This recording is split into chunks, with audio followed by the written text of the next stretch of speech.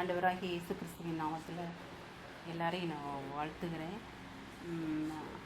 நான் எப்படி உணர்ந்தேன்னா, ஆவியானவர் ஒருவர் தான். ஆண்டவர் பேசின காரியங்கள் எல்லாமே ஆண்டவர் என்னோடையும் இந்த நாளில் பேசியிருக்கிறாரு. அதனால் ஆவியானவர் ஒருவர் தான். அதனால் நான் ரொம்ப சந்தோஷமாக இருக்கேன். மனித மனம் எப்படிப்பட்டது அப்படின்னு சொன்னால், மனித மனம் ஒரு நிலையிலே இருக்காது. சரி, ஒரு அரை மணி நேரம் நீங்கள் அமைதியாக இருந்து பாருங்கள், அந்த மனம் எங்கெல்லாமோ போயிட்டு வரும். அது பயம் இருக்கும், கவலை இருக்கும், குழப்பம் இருக்கும், மகிழ்ச்சியாக இருக்கும், சந்தோஷமாக இருக்கும். அப்படி மாறி மாறி மாறி நம்முடைய மனம் உணர்ச்சிகளால் சூழப்பட்டது தான் மனம். ஆனால் தேவன் எப்படி நம்மளை வைக்க விரும்புகிறாரு அப்படின்னு சொன்னால், ஒரு இளைப்பாறுதல், அவங்க சொன்ன மாதிரி பயமில்லாத ஒரு ஒரு சூழ்நிலையில தான் தேவன் நம்மளை வைக்க விரும்புகிறாரு. நம்ம நினச்சி பார்த்தோம்னா, நம்ம குடும்பம் இருக்குது, நம்ம பிள்ளைங்க நம்ம எப்படி இருக்கணும் அப்படின்னு நம்ம நினைப்போம்.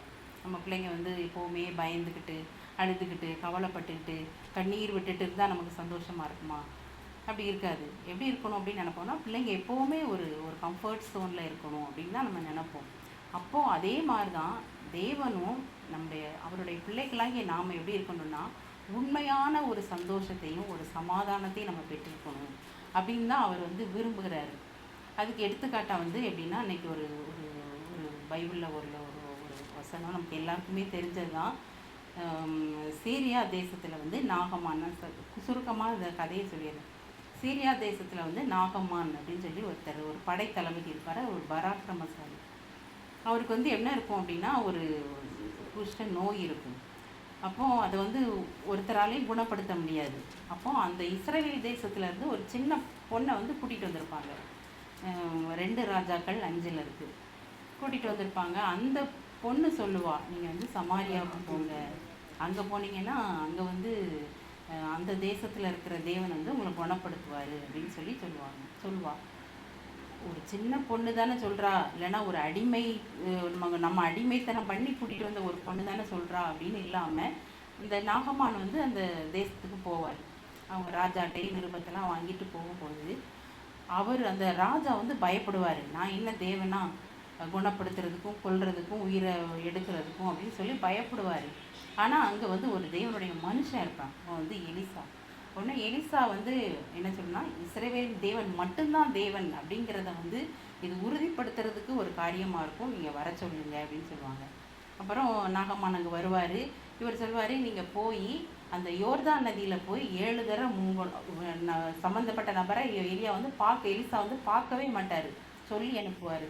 உடனே இவருக்கு கோவம் வந்துடும், நம்ம எவ்வளோ பெரிய ஆள், இவர் இப்படி நம்மளை போய் நமக்கு அங்கெல்லாம் நதிகள் இல்லாமையா நாங்கள் இங்கே வந்திருக்கோம் அப்படின்னோடனே அங்கே உள்ள அவங்க ஊழியக்காரங்கள்லாம் சொல்லுவாங்க, அவர் என்ன உன்னை கஷ்டமான காரியத்தையாக செய்ய சொல்கிறாரு, ரொம்ப ஈஸியான காரியத்தை தானே செய்ய சொல்கிறாரு அப்படின்னோடனே அவர் போய் முங்கிடுவார். அவரோட அந்த சரீரம் ஒரு சின்ன பிள்ளை, பச்சை பிள்ளை மாதிரி அவர் சரீரத்தை பெற்றுடுவார்.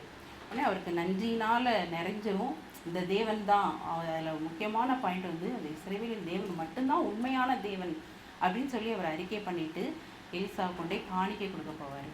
காணிக்கை கொடுத்தா அவர் நான் காணிக்கை வாங்க மாட்டேன் அப்படின்னு சொல்கிறாரு. அப்போ அவருக்கு ஒரு வேலைக்காரன் இருப்பான், கேயாசின்னு சொல்லிட்டு. உடனே அவனுக்கு அப்படி பதப்பதப்பாக இருக்கும், வேண்டான்னு சொல்லிட்டாரே, இவ்வளோ பெரிய காரியத்தை செஞ்சுருக்காரே, ஆனால் வேண்டான்னு சொல்லிட்டாரேன்னு சொல்லிட்டு இவங்க போன உடனே திரும்ப ஓடி போய் அந்த கேயாசிகிட்ட அந்த போவார். உடனே நாகமான் திரும்பி என்னன்னு கேட்கும்போது, அந்த தீர்க்கதரிசியோட புத்திரருக்கு பையங்கள்லாம் மலை தேசத்துலேருந்து வந்திருக்காங்க, அவங்களுக்கு அந்த வெள்ளி, அந்த பொண்ணு, ட்ரெஸ் எல்லாம் வேணும்னு உடனே அவர் 1 மடங்கு கேட்டால் 2 மடங்கு கொடுத்துட்டு அவங்க போயிடுவாங்க. இவர் அதெல்லாம் கொண்டு போய் வீட்டில் வச்சுட்டு அங்கே போவார். அந்த 2 ராஜாக்கள் 5ல்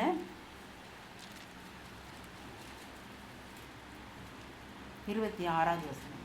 அப்பொழுது அவன் இவனை பார்த்து, அந்த மனுஷன் உனக்கு எதிர்கொண்டு வர தன் ரதத்திலிருந்து இறங்கி திரும்புகிற போது என் மனம் உன்னுடனே கூட செல்லவில்லையா? பணத்தை வாங்குவதற்கும் வஸ்திரங்களையும் வெள்ள தோப்புகளையும் திராட்சை தோட்டங்களையும் ஆடு மரங்களையும் வேலைக்காரர்களையும் வாங்குவதற்கும் இது காலமா? அந்த ஒரு வார்த்தை தான் என்னை அசைச்சிட்டு, என் மனம் உன் கூட செல்லலையா? நீ இப்படி வாங்கும்போது நீ யோசித்து பார்க்கலையா?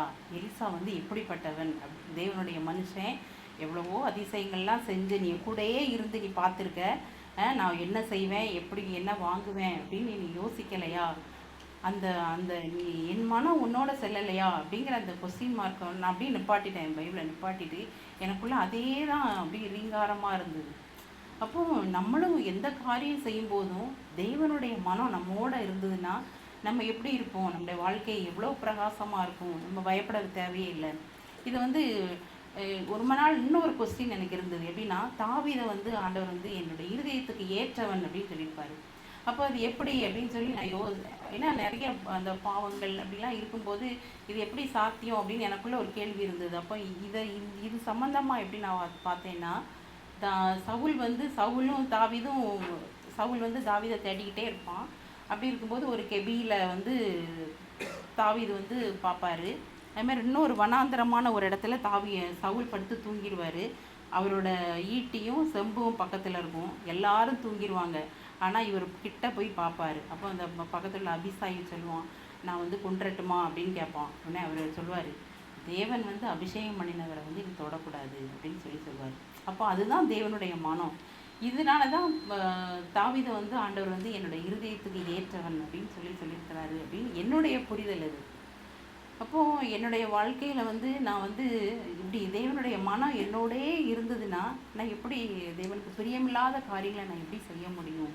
அப்போ தான் அப்படி பிரியமில்லாத காரியங்கள் நம்முடைய வாழ்க்கையில் விட்டு நம்மளை விட்டு போகும்போது தான் நமக்கு வந்து ஒரு இளைப்பாறுதல் இருக்கும், ஒரு சமாதானம் இருக்கும். நம்ம எதை கண்டும் எந்த சூழ்நிலை கண்டும் பயப்படாத ஒரு சூழ்நிலை வந்து இருக்கும்.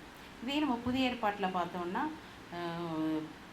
பேதுரு விட்டு ஆண்டவர் ஏற்கனவே சொல்லியிருப்பார், நீ வந்து என்னைய 3 தடவை மறுதளிப்ப அப்படின்னு சொல்லியிருப்பார். அப்போது பேதுரு வந்து அதே மாதிரி மறுதளித்த உடனே அவர் வந்து என்ன செஞ்சார்னா, சேவல் கூன உடனே அப்படி மனங்கசந்து அழுவார். அந்த மனம் திரும்பல் எவ்வளவு சீக்கிரமாக இருக்குது. அப்படியே மனங்கசந்து அழுதார். அவர் தன்னுடைய வாழ்க்கையை முழுவதும் அழுதுகிட்டு தான் இருந்திருப்பார். நான் வந்து ஏன்னா என்னுடைய ஆண்டவரை, என்னுடைய ரட்சகரை, என்னோட இருந்தவரை நான் கட்டி கொடுத்துட்டேனே அப்படின்னு நான் வந்து அவரை சபிக்கவும் சத்தியமும் பண்ணவும் தொடங்கினான் அப்படின்றது.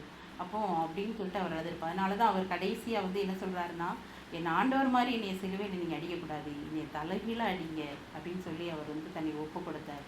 பவுலும் அதை பின்வரும் நாட்களில் எங்களுக்கோ கிறிஸ்துவின் சிந்தை உண்டாயிருக்கிறது. அப்போது ஒரு மனுஷன் வந்து எப்படி பயம் இல்லாமல் வாழலாம் அப்படின்னா அது வந்து கிறிஸ்துவின் சிந்தையால் மட்டும்தான் இருக்க முடியும் அப்படின்னு நான் விசுவாசிக்கிறேன். நம்ம போகும்போது வரும்போது நமக்கு வந்து அந்த கிறிஸ்துவின் சிந்தையினால் ஆளப்பட்டிருக்கும் போது தான் நம்ம மனம் வந்து நம்ம ஒரு கண்ட்ரோலுக்குள்ளே வரும். நம்ம ஒரு 6 மணி நேரம் தூங்கிட்டா நம்ம மனம் வந்து ரெஸ்ட்டாக இருக்குங்கிறது அர்த்தம் கிடையாது. ஏன்னா அது பயத்தினாலேயும் குழப்பங்கள்னாலேயும் நிரம்பி இருக்க தான் வாய்ப்பு இருக்குது.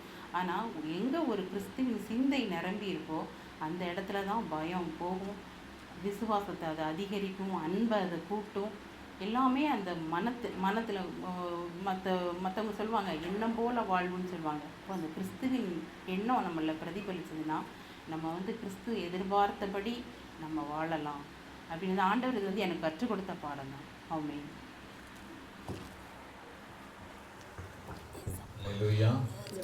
எப்பவுமே சாஃப்ட் அண்ட் ஸ்வீட்டாக இருக்கும்.